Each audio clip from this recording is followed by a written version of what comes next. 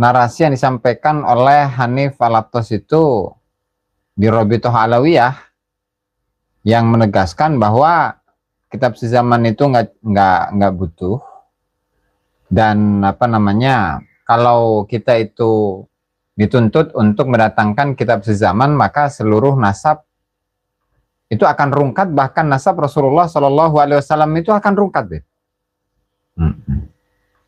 Jadi misalkan Muhammad bin Abdullah, Abdullah bin Abdul Muttalib, Abdul Muttalib anaknya Hashim, Hashim anaknya Abdi Manaf, dan seterusnya sampai ke Nabi Ibrahim, itu akan rungkat. Artinya apa? Demi untuk membela nasab sendiri, nasab klannya, itu rela untuk menyatakan bahwa Rasulullah itu bukanlah keturunan dari Nabi Ibrahim alaihi salatu wassalam. Nah, sehingga disinilah yang menjadi salah satu motivasi Profesor Menahem Ali untuk menyusun sebuah buku yang berjudul Filologi Yudeo-Arab, kalau nggak salah ya, Yudeo-Arab, di mana di sana itu dijelaskan bagaimana Rasulullah Shallallahu Alaihi Wasallam itu namanya terkonfirmasi sebagai zuriyah dari Nabi Ibrahim alaihi salatu wassalam,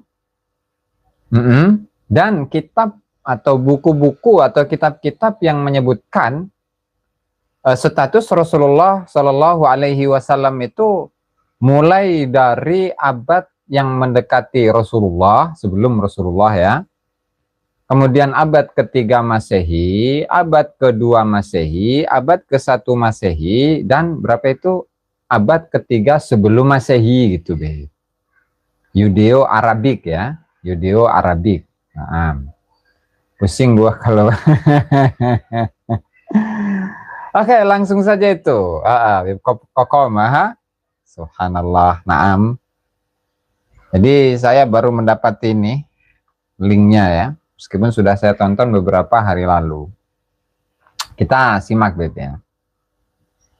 Oh ya, sebelum itu saya akan menambahi di pertengahan saja ya, di pertengahan sajalah. Di pertengahan saja. Kita akan mengulas beberapa ayat-ayat Al-Qur'an bahwa Rasulullah Shallallahu Alaihi Wasallam itu merupakan keturunan dari Nabi Ibrahim alaihi salatu wassalam, yang diantaranya itu adalah ayat mana tadi itu? Adalah ayat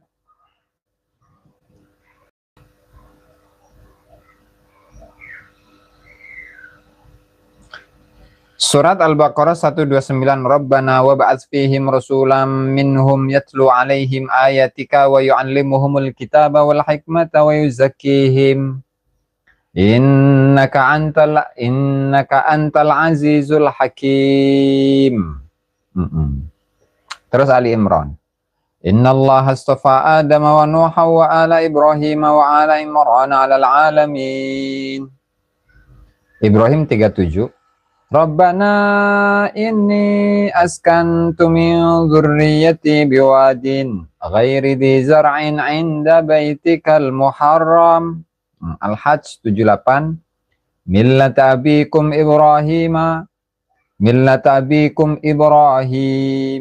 huwa sammakumul muslimina min qabl.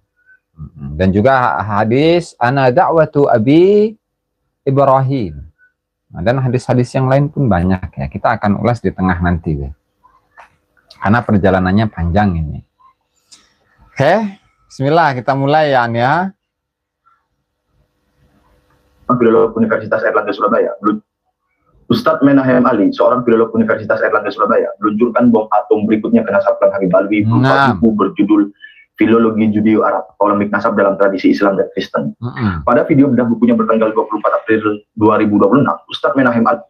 Terlalu cepat ya. Ya, lanjut. Menerangkan latar belakang penulisan bukunya itu karena marah kepada Hanif Al-Attas dan kawan-kawan. Ya. Dan itulah sebabnya saya tidak hanya bicara mengenai tokoh Ubaidillah saja, tapi saya bicara mengenai tokoh yang paling sentral. Siapakah dia? Muhammad Sallallahu Alaihi Wasallam.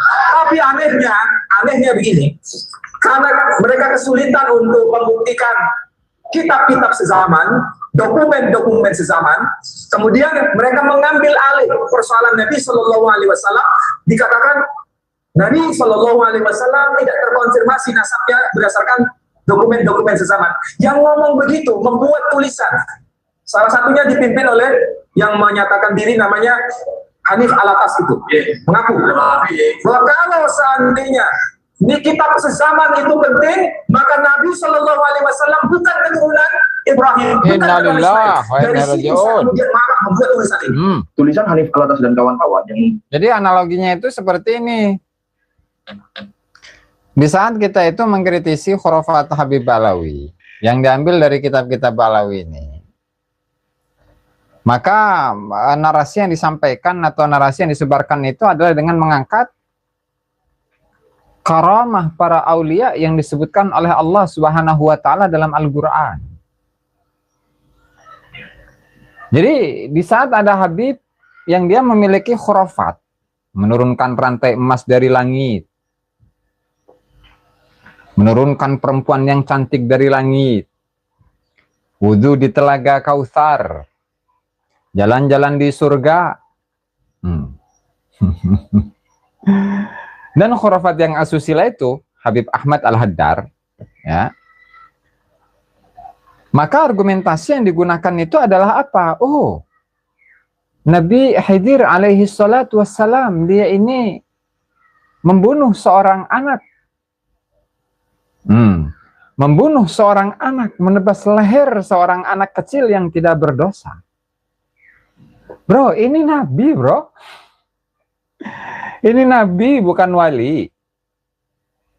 Dan mukjizat itu, mukjizat yang Allah Ta'ala berikan kepada Nabi Khidir alaihi salatu wassalam itu sabitun bil Qur'an. Kalau khurafat, ya, kalau khurafat itu sabitun bil kitab al-khurafi. Ya, al-jawharus syafaf, al-burghatul musyigah, ghurarul baha'id dawi, an-nurus safir. Terus apa lagi, Beb? Syarah al-ainiyah, kanzul barahin, al-iqdun nabawi, iqdul yawaqid al-jawhariyah. Kemudian ada tasbitul fuad, dan seterusnya. Beb Opa, ya.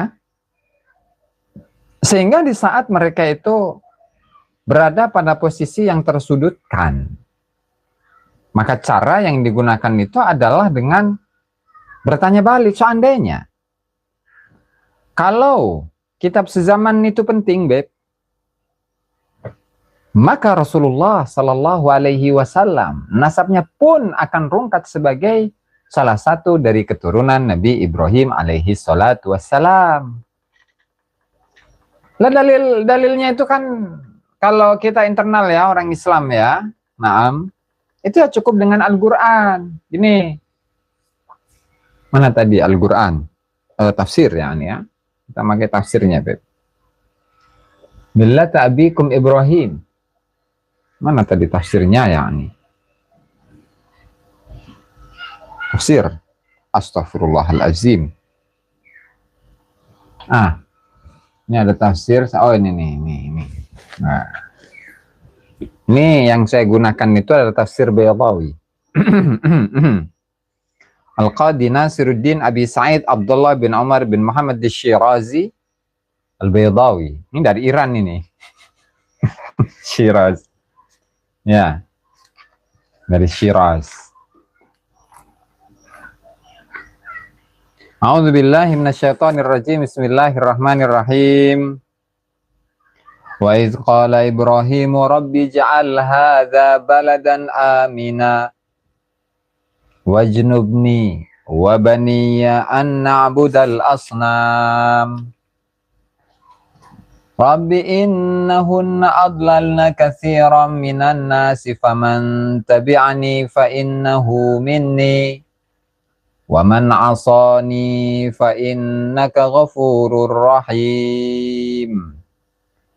Rabbana inni askantu min dzurriyyati biwadin ghairi dzi zar'in 'inda baitikal muharram Rabbana liyuqimus shalah faj'al af'idatan minan nasi tahwi ilaihim warzuqhum minas samarati la'allahum yashkurun, dan seterusnya. Doa-doa dari Nabi Ibrahim alaihi salatu wassalam. Wa idh qala Ibrahim rabbi ja'al hadzal balada amina.